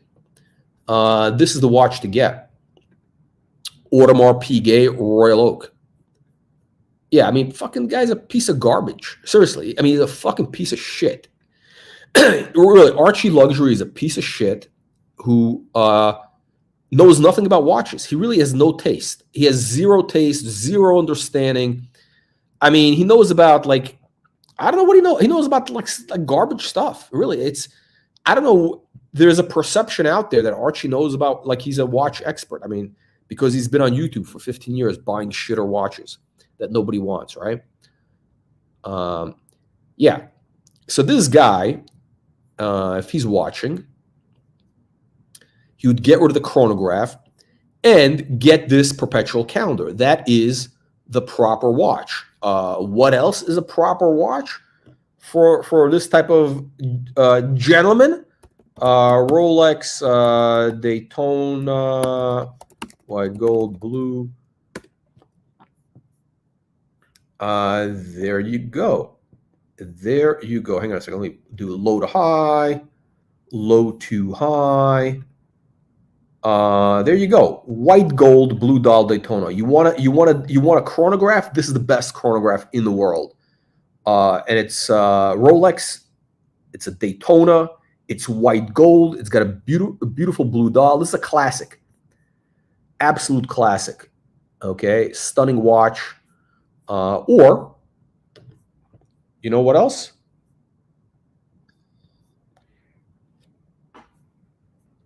What else? White. Oh, you know what? You know what else is good? Day-date meteorite. See, Archie doesn't understand. Archie does not understand his customer base. Archie doesn't know his customer base. Archie doesn't know anything. I mean, this fucking guy should be getting it. Archie should be driving a taxi. Seriously. Guy should be driving a taxi right now. Fucking low-life piece of garbage. Okay. So, you know, if you really need to get a Rolex, which is kind of you know, kind of stepping down a little bit, but, you know, you get this white gold meteorite dial baguettes, you know, 50 grand, 55 grand. I would wait. The prices are dropping. No, seriously. All kidding aside, I'm not here to be like the tomato can in Miami, Juan, the hubcap thief of Miami. This watch is, you know, 52 grand retail. And you know, it's probably going to be 50 grand. I mean, it's going to have a premium because of the meteorite. It's going to drop to 50 grand in a couple of months. Yeah, absolutely. What that guy should do, he should go to Rolex AD with his watches, and you know, just ask him for this. That's it. That's it. And not the GMT. The GMT meteorite dial is trash. The Daytona meteorite dial is trash. Yeah. White gold blue dial, great. Yeah. So look, you know, that's it. What else does this guy need? He's got everything. I mean, he doesn't need beater watches. He's got his you know, Casios for that, right? So he's looking for some heavy hitters. So I would say you want to go with Rolex Daytona, white gold blue dial, AP perpetual calendar, absolutely, 100%. Rose gold blue dial, this is a winner. And if you really need a Patek, if you really, and I don't think this guy's a Patek guy, but if you're going to go with Patek, this is a guy that should be wearing a Patek Nautilus 5740. All right, that's it. All right, you knuckleheads. Make sure you click the like, subscribe button.